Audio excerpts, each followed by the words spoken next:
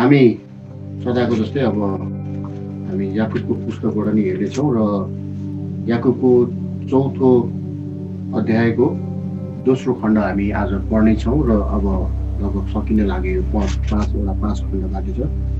यो 3 एपिसोडमा सकिन्छ होला सायद। हुन्छ, यो याकुबको पत्र वास्तवमा नै एउटा अपरेसन हो। यसले चाहिँ मण्डली, व्यक्ति र समाजलाई चिरफार गर्ने काम गर्दछ। त्यस कारणले गर्दाखेरि यो कतिपल्ट हामीले सुन्दै गर्दाखेरि हामीलाई यसले एकतिरबाट मात्रै होइन, दुईतिरबाट यसले प्रहार गरिरहेको हुन्छ र यो चाहिँ हाम्रो भलाइको निम्ति र हाम्रो आफ्नै एउटा परमेश्वरमा निखार्नेको निम्ति यो पत्रहरू चाहिँ हामी देख्दछौँ। तपाईँहरूको बिचमा म अब 4 अध्यायको 13 देखि 17 पदसम्म पढ्न चाहन्छु। छोटो छ। भोलिको बारेमा घमण्ड। आज वा भोलि हामी फलानु सहरमा जाउँला, त्यहाँ 1 वर्ष बिताउँला र व्यापार गरेर नाफा गरौँला भन्नेहरू अब सुन। भोलि के हुने हो तिमीहरू जान्दैनौ? तिम्रो जिन्दगी के छ? तिमीहरू त तुहालो हौ जो केही बेरको निम्ति देखा पर्छ अनि हराइहाल्छ। यसको सट्टामा त तिमीले यसो भन्नुपर्ने, यदि परमेश्वरको इच्छा भयो भने हामी बाँचौँला र यस्तो उस्तो गरौँला। तर अहिले तिमीहरू आफ्ना सेकीमा धाग लगाउँछौ। त्यस्तो सबै सेकी खराब हो। यसकारण जसले भलाइ गर्न जानेर पनि गर्दैन त्यसले पाप गर्छ। अनि यो विशेष गरी एकदम व्यवहारिक र सबैले बुझ्नुपर्ने र सबैले यस विषयमा एकचोटि मनन गर्नुपर्ने पद याकुबले आज बिचमा दिनुभएको छ।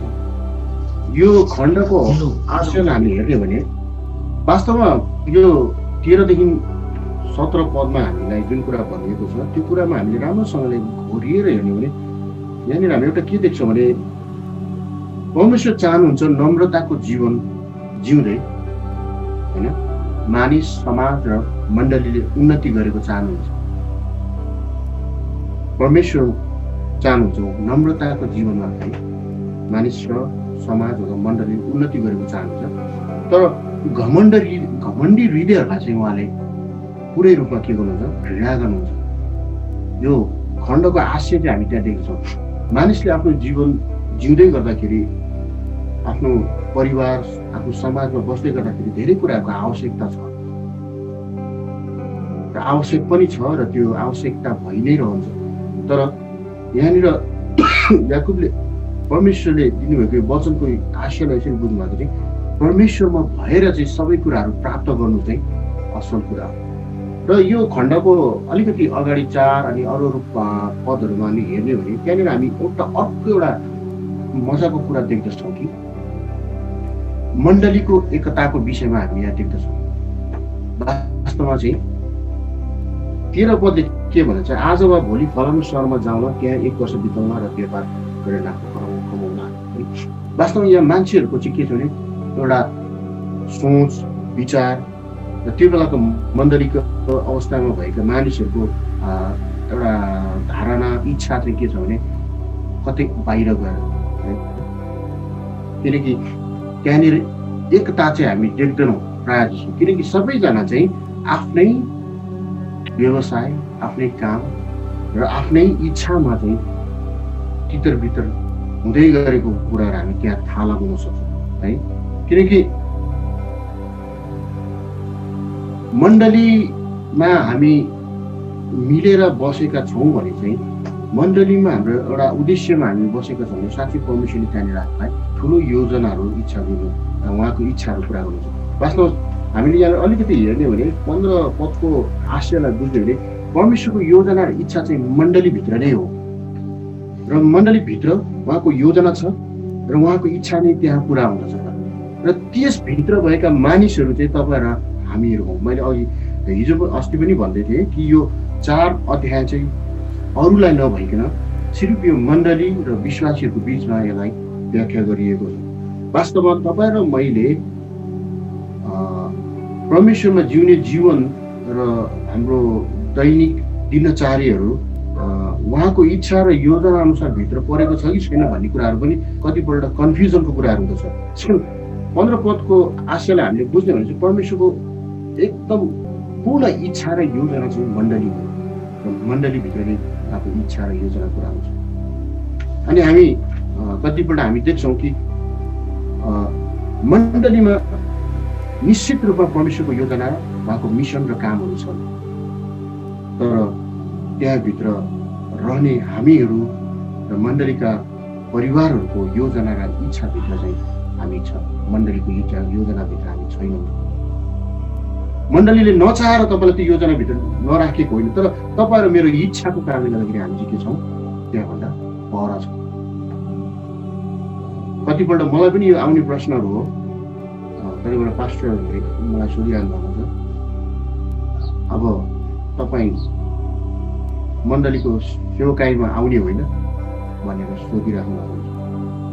अनि जब याकुबको पत्रलाई म पढ्दछु अनि मलाई पनि यसले दोहोरो प्रकारले हिर्काउँछ। वास्तवमा प्रियहरू, हामी यहाँनिर यसको गहिरो रहस्यलाई देख्छौँ नि। याकुबले भन्छ, ए भाइ हो कता लागेको तिमीहरू, कतातिर हिँड्दैछौ, के कुराको खोजीमा तिमीहरू दौडिरहेका छौ भन्ने कुराहरू हामी देख्छौँ। वास्तवमा परमेश्वरको इच्छा र योजना चाहिँ अर्कै छ, तर तपाईँ र मेरो इच्छा र योजनाहरू फरक भएको कुराहरू छ। वास्तवमा यसलाई अलिकति आध्यात्मिक रूपमा हेर्ने भने चाहिँ यो प्रकारले देखिन्छ, तर प्र्याक्टिकली हेर्ने भने चाहिँ वास्तवमा मान्छेको दैनिक जीवनसँग जोडिएका कुराहरूसँग यसलाई व्याख्या पनि हामी गर्न सक्छौँ। तर यसलाई भित्र गहिरो रहस्यमा हेर्ने भने चाहिँ 4 अध्याय त्योभन्दा अगाडिको अध्यायहरूलाई याकुबले दिएको प्रस्तुतिकरण अनुसार हेर्ने भने चाहिँ मण्डलीमा एकता नभएको अनेकता भइरहेको हामी देख्छौँ। किनकि कोही भाइ पैसा कमाउन व्यापारतिर लागेका छन्, कोही भाइ कतातिर लागेका छन्, कोही बहिनी कतातिर लागेका छन्, कोही दिदी कतातिर लागेका छन्। तर परमेश्वरले चाहेको योजना र इच्छा चाहिँ जो मण्डलीद्वारा पुरा हुनुपर्ने छ, त्यो कुराहरूमा चाहिँ साँच्चै हामी कमजोर भएको कुरा यो पत्रबाट थाहा गर्न सक्छौँ। वास्तवमा यो पत्रलाई हामीले खोलेर हिँड्ने भने हाम्रो जीवनमा हामी विशेष गरी हाम्रो प्रार्थनाहरू निकै फरक प्रकारको प्रार्थनाहरू छन्। वास्तवमा म मेरो योजनालाई अनि मेरो कामलाई परमेश्वरको अगाडि ल्याउँछु। सुन्नु चाहिँ अलिकति फरक छ है। हामी प्रार्थना त गरिरहेका हुन्छौँ, गरिरहेका छौँ, तर हाम्रो योजना र हाम्रो इच्छालाई चाहिँ हामी परमेश्वर अगाडि प्रस्तुत गरेको।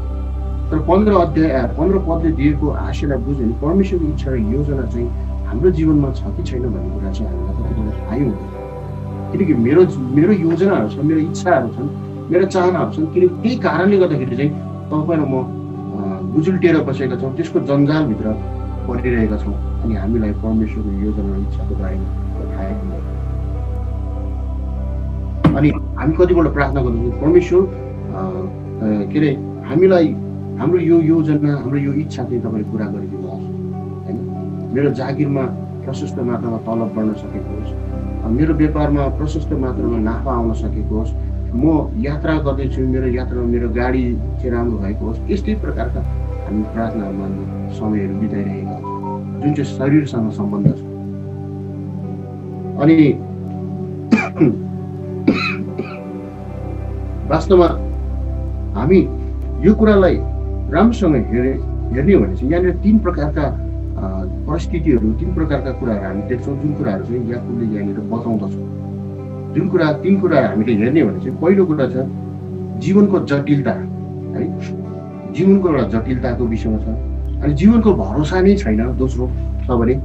अनि अर्को भन्दा चाहिँ ए पापी र मूर्ख हो, जीवन त तुवालो मात्र होइन र भन्ने कुरा यहाँनिर हामी देख्दछौँ। वास्तवमा मण्डलीमा परमेश्वरको इच्छा र योजना बेग्लै थियो, तर आज तपाईँ र मेरो योजनाले गर्दाखेरि परमेश्वरको इच्छा र योजनालाई हामीले बिर्सी पठाएका छौँ। हामीले वास्तवमा भन्यो भने परमेश्वरको इच्छालाई जान्नै सक्दैनौँ, बुझ्नै सक्दैनौँ। मेरो क्याम्प बिग्रेछ, म अलिकति बोल्छु नि। त्यस कारण यो पत्र पढ्दै गर्दाखेरि मलाई पनि बेलामा झस्काउँछ। वास्तवमा उहाँको इच्छा चाहिँ के थियो, उहाँको योजना चाहिँ के थियो, मेरो र मेरो मण्डलीप्रति के थियो भन्ने कुरामा कतिपल्ट म एक्लै व्यक्तिगत रूपमा बस्दै गर्दाखेरि पनि यो थाहा गर्नमा धेरै कठिन त छैन, तर पनि थाहा हुँदै पनि कतिपय कठिन परिस्थिति भइदिन्छ।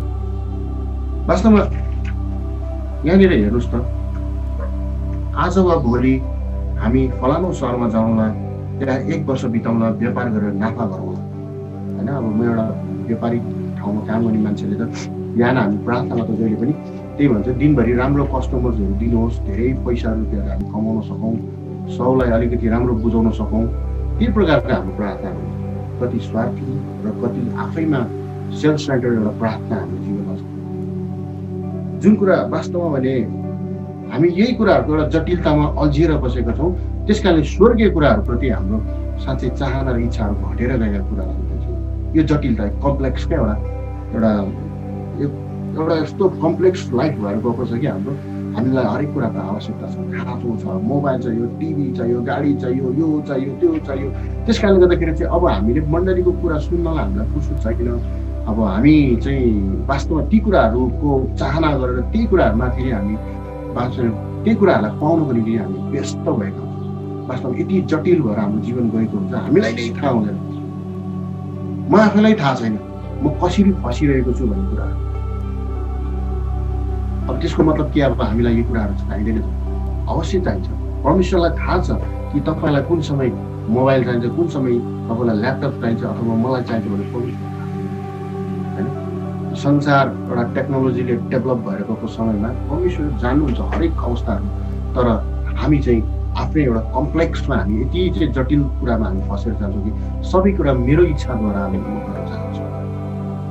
जसको कारणले गर्दाखेरि कतिपल्ट हाम्रो जीवन, हाम्रो व्यवहार, हाम्रो परिवार निराशको बाटो भएर पनि जान सक्छ। किनकि परमेश्वरको इच्छा चाहिँ हामीमा बेग्लै छ है। मण्डलीमा एउटा बेग्लै उहाँको योजना छ, मण्डलीमा परमेश्वरको इच्छा छ, योजना छ, उहाँको तयारी छ, मिसन छ। जुन कुरा आज तपाईँ र मैले बुझ्न यति जरुरी छ कि याकुबले यही कुरा चाहिँ त्यस बेलाको मण्डलीलाई भन्दैछ। कतिपल्ट आज हामी त्यो कुराहरू बुझ्न सक्दैनौँ। कतिपल्ट नबुझेको कारणले गर्दाखेरि हामी बिचमा एउटा समस्याको कुराहरू सिर्जना हुन्छ। किनकि म मेरो योजना, म मेरो प्रार्थनामा चाहिँ म परमेश्वरलाई राख्न चाहन्छु, तर मण्डली परमेश्वर र परमेश्वरको मिसन र भिजनलाई चाहिँ पर राखेका हुन्छ। त्यस कारणले गर्दाखेरि अब प्रायः जसो भन्यो भने हाम्रो यो मिडल एजमा पुगेका मान्छेहरू, हामी 40को लाइन पुगिसकेका मानिसहरूको लागि त अझै झन् कठिन र जटिल छ। किन भन्नुहोस् त, अब हामीले म्याक्सिमम राम्रोसँगले बुझ्ने सुन्ने भनेको चाहिँ 50सम्म चाहिँ राम्रोसँगले हामी सुन्छौँ। किनकि गाउँघरमा उखान्छ, जब पुग्यो 50 है कानैमा बतास भन्छ अरे क्या, उल्टा सुन्छ। त्यसपछि 50 दिन माथि लागेपछि बतास लाग्न थाल्छ कानमा। त अब हामी मिडल एज जब 40 कटेकाहरू छौँ, अनि अब हामीलाई झन् यति सङ्घर्षको कुरा छ, छोराछोरीहरू छन्, व्यवहार छ, घर परिवार छ, सबै कुराहरू छ, जुन कुराले यति हामीलाई गाँजेको हुन्छ कि अब हामीले कि त एउटा छोड्नु पर्ने छ कि अर्को कुरा एउटा मात्र समात्नु पर्ने स्थिति हुन्छ। तर कतिपल्ट हामीले त्यो जटिलताहरू देख्छौँ, त्यो कम्प्लेक्सहरू हामी देख्छौँ, तर ती कुराहरू चाहिँ कतिपल्ट हामी परमेश्वरमा जाहेर गरेका छौँ कि छैन भन्ने कुरा एकदम महत्त्वपूर्ण कुराहरू छ।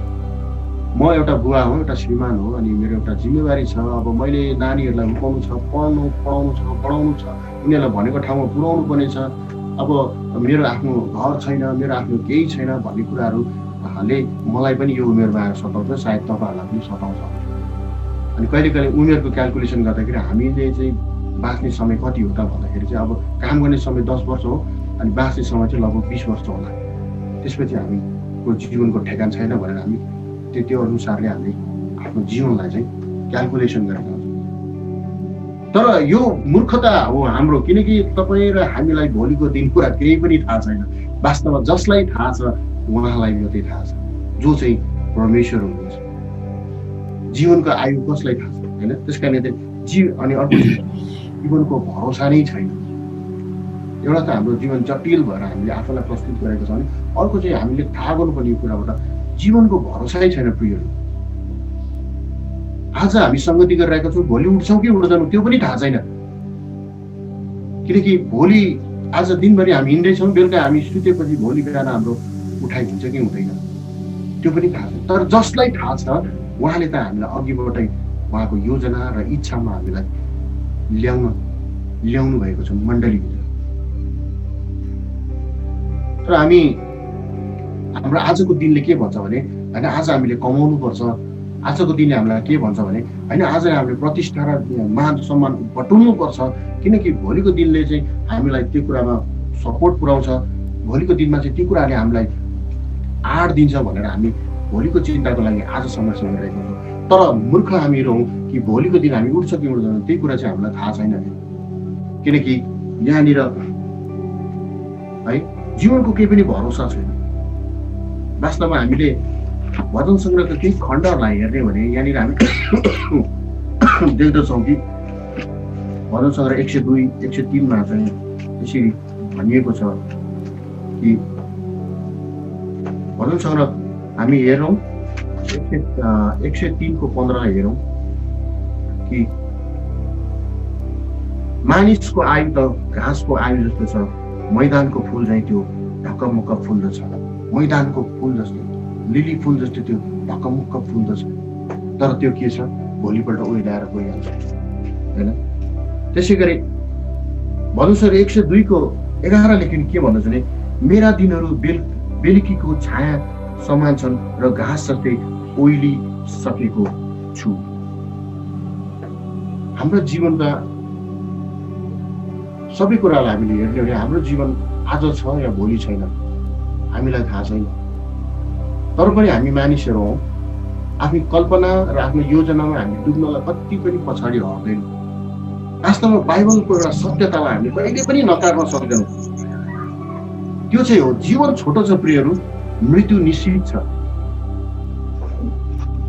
जीवन छोटो छ, मृत्यु निश्चित छ, तर कसैले पनि आफ्नो चाहना गरेर चिहानमा जानबाट चाहिँ कसैले आफ्नो रोक्न सक्दैन। त्यस कारणले गर्दाखेरि यो खण्डले हामीलाई यति साह्रो मजाले भनेको छ कि यो 14 पदमा हामीले हेर्ने भने वास्तवमा जीवन चाहिँ हाम्रो एकदम छोटो छ, मृत्यु चाहिँ निश्चित छ। चिहानमा जानलाई कुनै पनि तागतले र हाम्रो कुनै सामर्थ्यले पनि हामीलाई रोक्न सक्दैन। त्यस कारण भोलि हो कि आज हो, पर्सि हो कि निको पर्सि हो, तपाईँ र म पालै पालो जानुपर्छ। तपाईँ मेरो पालै पालो यात्रा छ त्यो चिहानमा पुग्नको लागि। तर आजको दिन परमेश्वरले तपाईँ र मलाई दिएको योजना र इच्छा जो मण्डलीभित्रबाट पुरा गर्न चाहनुहुन्छ त्यसको एउटा हिस्साहरू, एउटा अङ्गहरू चाहिँ तपाईँ र म। अनि याकुबले यही कुराहरू देख्दछ कि बिचरा त्यो समयमा उनलाई पनि त्यो कुराले धेरै नै निराश तुल्याउँथ्यो। म अझ कल्पना गर्न कोसिस गर्दैछु कि मानिसहरूको आफ्नै योजना, आफ्नै तरिका, आफ्नै बोली वचन, आफ्नै व्यवहार, जसले गर्दाखेरि ए भाइ हो, ए बहिनी हो, ए दाजु, ए दिदीहरू आज परमेश्वरको योजनालाई बुझिकन आज उहाँको मार्गमा हिँड्ने इच्छाहरू गर, उहाँको राज्यको खोजी गर, उहाँको कामको बढाइ गर, उहाँको सुसमाचारको घोषणा गर। सायद यो युगमा पनि आज हामीहरू त्यही प्रकारका छौँ। त्यसकारण प्रियहरू हामी देख्दछौँ कि मूर्ख र पापी हो है। हामी अलिकति यसलाई त्यही 14 पदलाई नै हामी हेर्ने, मूर्ख र पापी जीवन त तुवालो हो, केही पनि छैन, किन मूर्ख बन्छौ, किन आफ्नो अभिलाषा अनुसार पापमा तिमीहरू जक्कडेर बस्छौ। याकुबको पत्रमा हामी यसरी बुझ्न सक्छौँ है। किनकि अयुबको 7:9 पनि तपाईँ र मलाई एउटा राम्रो मिठो सन्देश दिँदछ। अयुबको 7 हामी 9 पदलाई हेरौँ। त्यहाँनिर जसरी बादल फाटेर छताछुल्लो र लोप हुन्छ त्यसरी चिहानमा जाने फेरि कहिल्यै फर्कने छैन। जसरी बादल फाटेर छताछुल्लो हुन्छ त्यसरी चिहानमा जाने कहिल्यै पनि फर्केर आउने छैन। त प्रियहरू आज वास्तवमा तपाईँ र म आज यो जुन सङ्गतिमा छौँ, भोलि बिहान उठ्दाखेरि हामी यहाँ फेरि सँगै हुन्छ कि हुँदैन थाहा छैन। तर आजको दिन निश्चित परमेश्वरले तपाईँ र मलाई एउटा योजनामा, एउटा काममा तपाईँ र मलाई उठाउनु भएको छ। त्यो कुरा चाहिँ गहिरेर बुझ्ने कोसिस गरौँ। हामी ठुला ठुला कुरा गर्न सक्दैनौँ होला, तर सानो कुरा जुन परमेश्वरले आज तपाईँ र मलाई एउटा आशिषको रूपमा दिनुभएको छ त्यो कुरालाई थाहा गरौँ र उहाँको राज्यको इच्छा अनुसार, उहाँको काम अनुसार हामी आफ्नो जीवनलाई ढाल्ने प्रयास गरौँ। वास्तवमा अघि नै मैले भने परमेश्वर चाहनुहुन्छ मानव जातिको एउटा उन्नति भएको चाहनुहुन्छ है, तर विनम्रता साथ उहाँमा रहेर। तर घमण्डले फुलेर हामीले हेऱ्यौँ भने 16 पदमा हामीले त्यो अलिकति देख्छौँ कि त्यहाँनिर अलिकति फरक कन्टेक्स्ट हामी देख्छौँ कि किनकि तर उहाँले तिमीहरू आफ्ना तर अहिले तिमीहरू आफ्ना सेकीमा धाग लगाउँछौ, यस्तै सेकी खराब हो। किनकि जे कुरा पनि गर्यौ मैले गरेको अथवा म मेरो ज्ञान र मेरो सामर्थ्यले गरेको भन्ने कुराहरू हामी प्रस्तुत गरिरहेको हुन्छौँ। परमेश्वरमा हाम्रो योजना राखेर हामीले गरेको हुँदैनौँ। अनि हिजो अस्ति भर्खर एउटा कतिवटा मान्छेको एउटा सेकी घमण्ड त्यस्तो हुन्छ कि मैले यो कुरा चाहिँ प्राप्त गरेको छु मेरो बलबाट, मेरो ज्ञानबाट, होइन मेरो सामर्थ्यबाट। यही मूर्ख हो, त्यो जुटाउनु हुने परमेश्वरलाई चाहिँ खै तिमीले याद गरेको, यो मूर्ख हो, यो पापी हो। खै परमेश्वरले तिम्रो जीवनमा राखिदिएको योजना अनुसार तिमीले पाएका कुरामा धन्यवादी भयो। कतिपल्ट प्रियहरू हाम्रो जीवनबाट पनि यी कुराहरू नआउने होइन, आउँछ, पक्कै पनि आउँछ। हामीले गर्दै गरेको काममा हामी आफै घमण्ड गरी पठाउँछौँ। तर हामीले याद राखौँ यी सबै कुराहरू चाहिँ परमेश्वरले नै तपाईँ र मलाई दिनुभएको हो। अनि परमेश्वरद्वारा नै सबै कुराहरू हामीले प्राप्त गर्न सक्छौँ। त्यसकारण गर्दाखेरि यसको सट्टा त तिमीले यसो भन्नुपर्ने, यदि परमेश्वरको इच्छा भयो भने हामी बाँचौँला र यस्तो इच्छा गरौँला। ल हेर्नुहोस्, यहाँनिर याकुबले कस्तो मजाले हुन्छ, परमेश्वरको इच्छा भयो भने हामी बाँचौँला। आजको बिहान यो बिहानी तपाईँ र म उठेर यसरी वचन सुनिरहेका छौँ, तर वास्तवमा हामीले हाम्रो शरीरको अङ्गहरूले काम गर्न छोडेको कारण परमेश्वरले आज हामीलाई यो दिन यो बिहान नदेखि दिनुभएको भए साँच्चै हामीले यसो गरौँला उसो गरौँला, म नरेन्द्र उठेर आज बिहान यसरी वचन बनाउँला भन्ने कुनै कुराको पनि टुङ्गो हुँदैन। परमेश्वरले आज यो बिहान मलाई उठाउनु भयो, तपाईँहरूलाई उठाउनु भयो र आज तपाईँ र मैले यसरी परमेश्वरको अगाडि वचन सुन्ने र बोल्ने मौका पाएको छ। त हामीले जीवनका सेकी चाहिँ किन गर्नु, घमण्ड चाहिँ किन गर्नु, के कुराको निम्ति हामीले चाहिँ टुक लगाउनु अथवा तागत देखाउनु।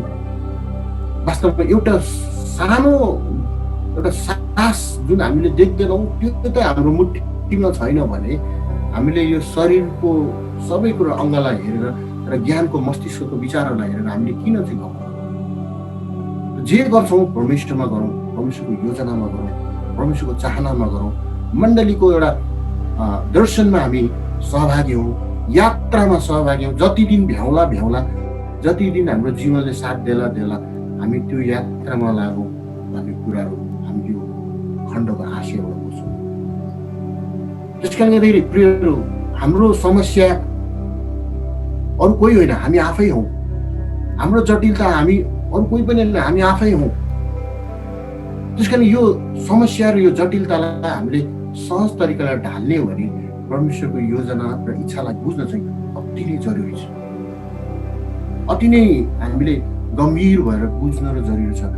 किनकि हाम्रो क्यालकुलेसन, हाम्रो एकाउन्टेबिलिटी हाम्रो आफ्नो तरिकाले छ है, तर परमेश्वरले चाहिँ उहाँको योजनामा हामीलाई छुट्टै प्रकारले बोलाइरहनु भएको हुन्छ। मेरो पनि योजनाहरू थिए, म यो जाउँला, यो ठाउँमा जाउँला, यो गरौँला, कहिले अमेरिका जाउँला भन्थे, कहिले कता जाउँला भन्थे। तर ती योजनाहरू साँच्चै मेरा आफ्ना योजनाहरू थिए, जुन कुराहरू परमेश्वरको राज्यमा परमेश्वरको अगाडि त्यो कुराहरू साँच्चै पवित्र र सिद्ध थिएन। अब म बुझ्छु यो उमेरमा आएर। त्यसकारण त अब हामी कतिपल्ट जवान मानिसहरू, अब हामी मिडल एज मध्य जीवनको एउटा मध्य उसमा पुगेका मानिसहरू, अलिकति अगाडि बढिसकेका हामीले अब यी कुराहरूलाई चाहिँ थाहा गर्न जरुरी छ। तपाईँहरू मैले गरेको योजना तपाईँलाई थाहा छ अनि परमेश्वरलाई थाहा छ, तर मेरो योजना अरूलाई थाहा नहुन सक्छ, तपाईँको योजना मलाई थाहा नहुन सक्छ। तर तपाईँ र मेरो योजना परमेश्वरमा साँच्चै नै एकदम प्रिय र भरपर्दो छ भने साँच्चै त्यो कुराहरू चाहिँ मण्डलीको निम्ति एउटा आशिष भएर पर्दछ। अनि यस्तो सबै सत्रमा यसकारण जसले भलाइ गर्न जानेर पनि गर्दैन त्यसले पाप गर्छ। अब यो भलाइ भनेको कुरा चाहिँ के त अब फेरि नानीहरू अर्को शब्द आयो, होइन। अब हामीले भलाइको अर्थहरूलाई प्रायः जसो एउटा सोसल एउटा इच्छा एक्सपेक्ट अनुसार हामी व्याख्या गर्छौँ। कसैलाई दिनु, दया गर्नु, प्रेम गर्नु एकदम राम्रो, त्यो पनि एउटा प्रकारको कुरा छ। तर आज मण्डलीले चाहेको भलाइको एउटा डेफिनेसन चाहिँ के हुन सक्छ त? मण्डलीले चाहेको एउटा यसको योजनामा यो कुराको चाहिँ मलाई अलिकति डिस्टर्ब भयो, यहाँनिर छोरोले अलिक डिस्टर्ब गर्छ। यसको व्याख्या चाहिँ के हुन सक्दछ? किनकि कतिपल्ट हामीले भौतिक र सामाजिक पक्षलाई हेरेर भलाइको कुराहरूलाई व्याख्या गरिरहेका हुन्छौँ। तर यसको कुनै अरू पक्षहरू पनि छन् कि जुन कुरालाई हामीले बुझ्न सकेका छैनौँ। अनि यो कुराहरू आज पापी हो भनिरहेको छु यहाँले डाइरेक्ट, भलाइ गर्न जानेर पनि गर्दैनौ भने तिमीहरू पापीहरू। मैले अघि नै भने परमेश्वरले मण्डलीमा तपाईँ र मेरो निम्ति उहाँको इच्छा नै र योजना नै मण्डली हो, र मण्डलीमा नै उहाँको इच्छा र योजना पुरा हुन्छ। र त्यही काम गर्नको निम्ति तपाईँ र मलाई उहाँको योजनाभित्र राखेर तपाईँलाई मण्डलीमा बोलाउनु भएको छ। अब त्यही कुराहरू चाहिँ हामी गर्दैनौँ, त्यही कुराहरूबाट हाम्रो जीवनमा, हाम्रो समाजमा, हाम्रो परिवारमा, मण्डलीमा त्यही कुराहरू चाहिँ हाम्रो जीवनबाट आउँदैन भने त्यहीँनिर हामी देख्छौँ समस्या। अनि आज यस बिहानै तपाईँ र हामीले राम्रोसँग सोचौँ, विचार गरौँ, भोलि के हुने भन्ने कुरा हामीलाई थाहा छैन, भोलिको निश्चय चाहिँ हामीलाई थाहा छैन। तर जसलाई थाहा छ उहाँको आज्ञा अनुसार हामी जिउने प्रयास गरौँ, मण्डलीमा एकता बनाऊ, ताकि हामी अनेकतामा छरिएर आफ्नै योजना र आफ्नै सोचमा हामी नजाउँ। तर याकुबले चाहेको जस्तै मण्डलीमा उहाँको राज्यको निम्ति काम गर्ने हामी एउटै छोराछोरी, एउटै मिसन र एउटा कामलाई हामी पुरा गरौँ। सायद यो यात्रामा हिँड्दै गर्दा कोही साथीहरू छिटो छुट्लान्, कोही साथीहरू अगाडि बढेर जालान्, कोही नयाँ साथीहरू थपिएलान्, होइन, कोही पुरानाहरू छुट्लान्। त्यो जान्नु नै परमेश्वर हुनुहुन्छ, हामी चिन्ता गर्नु पर्दैन। परमेश्वरले आफ्नो योजना अनुसार हामीलाई ठिक ठिक तरिकाले उहाँको कामको निम्ति हामीलाई ठिक ठाउँहरूमा हामीलाई राख्नु भएको छ। मण्डलीमा पास्टरहरू हुनुहुन्छ, मण्डलीमा एल्डरहरू हुनुहुन्छ, मण्डलीमा प्रचारकहरू हुनुहुन्छ, मण्डलीमा जवान हुन्छ, मण्डलीमा दिदीबहिनीहरू हुनुहुन्छ, मण्डलीमा हरेक कुराहरूले वरदानहरूले भरेर सुसज्जित गरेर परमेश्वरले आशाको मण्डलीलाई निर्माण गर्नुहुन्छ। अब यति मात्रै हो कि हाम्रो इच्छाहरूलाई चाहिँ पर सारेर परमेश्वरको योजनामा हामी फर्कौँ र आज आशाको मण्डलीद्वारा परमेश्वरले चाहनु भएको उहाँको इच्छाहरूलाई पुरा गर्नलाई आज हाम्रो शरीरका अभिलाषाहरूलाई त्यागौँ। त्यो भन्दै गर्दाखेरि तपाईँले भोलि छोराछोरीलाई कमाएर खानै नदिनुहोस् भन्न खोजेको चाहिँ होइन। दिनुपर्छ, हामीले छोराछोरीलाई कमाएर खाना दिनुपर्छ, उनीहरूको पढाइ लेखाइ हुर्काइ बढाइमा हामीले सहायता पुर्याउनुपर्छ। तर त्यसको मतलब होइन कि हामी चाहिँ सबै मनी माइन्डेड भएर एउटा पैसा, एउटा पावर र शक्तिको निम्ति मात्रै हामी लालसित भएर त्यो जीवन बिताउँ। हामीलाई कति कुराको खाँचो छ, कति चाहिँ चाहिन्छ भन्ने कुरा परमेश्वर जान्नुहुन्छ। र आकाशका चराचुरुङ्गीलाई हेरौँ, मैदानका लिले फुलहरूलाई हेरौँ, जहाँनिर परमेश्वरले सबैलाई खुवाउनु भएको छ। र हाम्रो कमाइहरूमा, हाम्रो कामहरूमा पनि परमेश्वरले आशिष दिनुहुन्छ। तर ती सबै कुराहरू चाहिँ हामीले परमेश्वरको योजनाभित्र र उहाँको अगाडि ल्याउन जरुरी छ। म बिहान उठेर काममा जाँदैछु भने साथै परमेश्वर आज तपाईँको इच्छा मेरो जीवनबाट पुरा होस्, मेरो काममा तपाईँले आशिष दिनुहोस्। तर त्यो योजनालाई पनि परमेश्वरमा प्रार्थना गर्दैनौँ हामीले। कतिपल्ट प्रार्थना गर्छौँ त, तर पनि स्वार्थी प्रार्थना हुन्छ हाम्रो कतिपल्ट। त्यस कारणले प्रियहरू, याकुबले बडो मजाले भनेको छ है, नाफा कमाउला, जिन्दगीमा नाफा कमाउला, घर बनाउला, यो गरौँला, त्यो गरौँला। ए मूर्ख हो, जीवन त तुवालो नि हो नि हो। कतिखेर यो उडेर जान्छ। यसले शरीरले, साँच्चै नै सासले शरीर छोडिदियो भने त तपाईँ र हामी मुर्दै त हो। चिहानमा जानु बाहेक र चिहानमा गएर सुत्नु बाहेक अरू हाम्रो केही काम छैन। तर अहिले हाम्रो इन्द्रियहरूले काम गरेका छन्, हाम्रो समझहरूले काम गरेका छन्, हामीमा बोली वचनहरू छ, हामीमा तागतहरू छ, हाम्रो फोक्सोमा हाम्रो भनौँ न सास छ। त यो समयमा हामी किन चाहिँ परमेश्वरको कामको निम्ति 2 शब्द भलाइको र उहाँको राज्यको निम्ति हामी नबोल्नु? किन मण्डलीको काम र सेवकाईमा हामी आफूलाई समर्पित नगर्ने? त्यसकारण प्रियहरू, हामी आज यो बिहानी प्रार्थना गरौँ। परमेश्वरले आशाको घर मण्डलीलाई 2021 मा के देखाउँदै हुनुहुन्छ, कसरी उहाँले आफ्नो योजनाहरू आज हाम्रो बीचमा ल्याउँदै हुनुहुन्छ, त्यो कुरालाई थाहा गरौँ। र कुन कुन ठाउँमा तपाईँ र म आज साँच्चै परमेश्वरको राज्यको निम्ति फिट भएका छौँ, त्यो एउटा आफ्नै बोलावट र वरदानहरूलाई हामी थाहा गर्ने कोसिस गरौँ।